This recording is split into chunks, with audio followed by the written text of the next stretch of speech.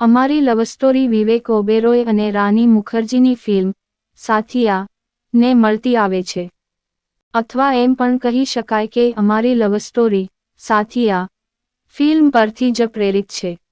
આ વાત વાંચીને તમને એમ થયું હશે કે કોઈકના લગ્નમાં અમે કન્યા અને વર પક્ષ તરફથી ગયા હોઈશું અને ત્યાં અમે એકબીજાને જોયા હશે અને પછી અમને પ્રેમ થયો હશે. એ વાત સાચી, અમને બંનેને એકબીજા સાથે પ્રેમ જરૂર થયેલો, પણ કોઈના લગ્નમાં અમે નહોતા મળ્યા. પણ અમારી મુલાકાત થયેલી રેલવે કોલોનીમાં. હવે કદાચ તમને તાગ મળ્યો હશે કે અમારી લવ સ્ટોરી સાથિયા ફિલ્મને મળતી કેમ આવે છે. મજાની વાત એ છે કે પ્રિયાના પપ્પા પણ રેલવેમાં જ નોકરી કરતા હતા, જેના કારણે એમને રેલવે ક્વાર્ટર્સમાં ઘર મળ્યું હતું. મારું ઘર શહેરના બીજા વિસ્તારમાં હતું, પરંતુ મારો એક જીગરજાન મિત્ર પણ એ જ કોલોનીમાં રહેતો હતો, જેને ત્યાં મારું આવવા જવાનું ઘણું થતું. એક તો આમ પણ મને રેલવે કોલોનીનું હર્યુંભર્યું વાતાવરણ ખૂબ ગમતું. એમાં વળી એ કોલોનીના એક મકાનની બાલ્કનીમાં બેસીને ચા પીતી એક છોકરી મને ખૂબ ગયેલી. મારા દોસ્તને એ છોકરી વિશે પૂછ્યું તો ખબર પડી કે છોકરીનું નામ પ્રિયા છે અને એના પિતા ખૂબ અકડું છે. જો કે દોસ્તે એના પિતા વિશે જે કહ્યું એનાથી મને કોઈ ફરક નહોતો પડતો, કારણ કે મારે તો પ્રિયા સાથે જ પ્રેમ કરવો હતો.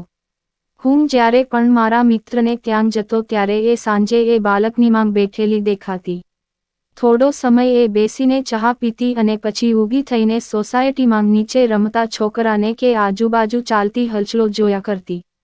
અમે પણ એના વિશ્વદર્શનનો જ એક ભાગ હતા, કારણ કે હું દોસ્તને ત્યાં જતો ત્યાં અમે બંને પણ સોસાયટીના કોમન પ્લોટમાં જ અમારા બાઇક પર બેઠાં વાતો કરતા.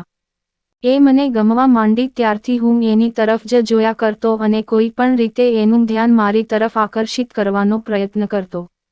એ માટે હું સહેજ મોટેથી બોલતો અથવા આવતી જતી વખતે વધુ જોરમાં એક્સિલરેટર દબાવતો, એટલે એની ઘરેરાટીથી એ મારી તરફ જોતી. પછી તો મને ખબર પડી કે એ ટ્રેનમાં ડેઇલી અપડાઉન પણ કરતી. આમે સ્ટેશન એના ઘરથી થોડા જ અંતરે હતું, એટલે હું પણ કોઈને કોઈ બહાનું કાઢીને એના આવવા જવાના ટાઈમે સ્ટેશન જવાનું બહાનું શોધી કાઢતો અને એને ચાલો આવવું છે, હું પણ સ્ટેશન તરફ જ જાઉં છું, એમ કહીને એને બાઇક પર બેસવાની ઓફર કરતો. આમ તો હું બહુ ગભરું છોકરો, પરંતુ કોણ જાણે પ્રિયાને ઇમ્પ્રેસ કરવા હું કઈ રીતે જાતજાતના એડવેન્ચર કરતો. સોસાયટીની આવનજાવનને કારણે એ મને ઓળખતી તો હતી જ અને ઘણીવાર એને મોડું પણ ઘણું થઈ જતું, એટલે એ ખચકાયા વિના મારી સાથે બેસી જતી અને આપણે પણ ફૂલણજી થઈને સ્ટેશન સુધીના લાંબા રસ્તે લઈ જતા. એટલા સમયમાં હું એને જાતજાતના સવાલો પૂછતો અને એને ઇમ્પ્રેસ કરવા અવનવી વાતો કરતો. ક્યારેક કંઈક ખાવા પીવાની વાત કરતો તો ક્યારેક કોઈ ફિલ્મની વાત કરતો.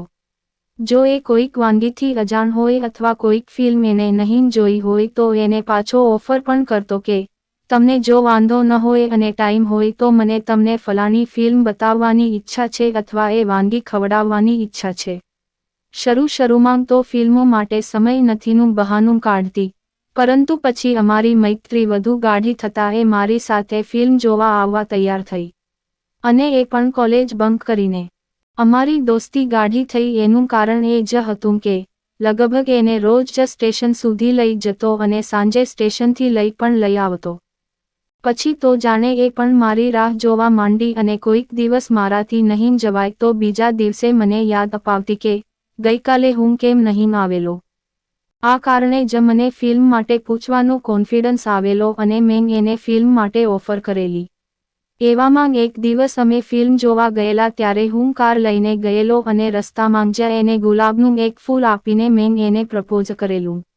મારી સાથેના એના વર્તન અને અમારા બોન્ડિંગના હિસાબે મને એટલી ખાતરી તો હતી જ કે હું પ્રપોઝ કરીશ તો એ હા ભલે નહીં પાડે, પરંતુ ગુસ્સે થઈને ગેરવર્તન તો નહીં જ કરે. અને થયું પણ એવું જ. મેં પ્રપોઝ કર્યું એવું જ એને એ સ્વીકારી લીધું અને મને કહ્યું કે એને પણ મારા માટે લાગણીઓ હતી. બસ પછી તો અમે એકબીજાના ગળાડું પ્રેમમાં પડ્યા અને સતત એકબીજાની સાથે રહીને અમારા પ્રેમનો ઉત્સવ મનાવવા માંડ્યા. લગભગ 3 વર્ષ સુધી અમે અમારું અફેર અત્યંત ગુપ્ત રાખ્યું અને બંનેના ઘરે તો ઠીક એકબીજાના મિત્રોને પણ ખબર નહીં પડવા દીધી. કારણ કે એના પપ્પા અત્યંત કડક મિજાજના હતા અને આંતરજ્ઞાતીય લવ મેરેજ તેઓ કોઈ પણ સંજોગોમાં સ્વીકારી લે એમાંના ન હતા. એટલે રખેને અમને કોઈ જોઈ જશે અને કોઈ એના ઘરે ખબર પડી ગઈ તો અમારે પ્રતિબંધ આવશે એવું વિચારીને અમે વાત અત્યંત ગુપ્ત રાખી હતી. જો કે 3 વર્ષ પછી એના ઘરે એના લગ્નની વાત ચાલવા માંડી એટલે પ્રિયાએ એના જીજાજીને અમારા પ્રેમ વિશે કહી જોયું અને એના જીજાએ એમના પપ્પાને સમજાવવાનો પ્રયત્ન કરી જોયો. પરંતુ એના પપ્પાએ ઘસીને ના કહી દીધી એટલે ભાગીને લગ્ન કર્યા સિવાય કોઈ છૂટકો નહોતો. એટલે એક દિવસ તક ઝડપીને અમે ભાગીને લગ્ન કરી લીધા અને પોતપોતાના ઘરે કહી દીધું.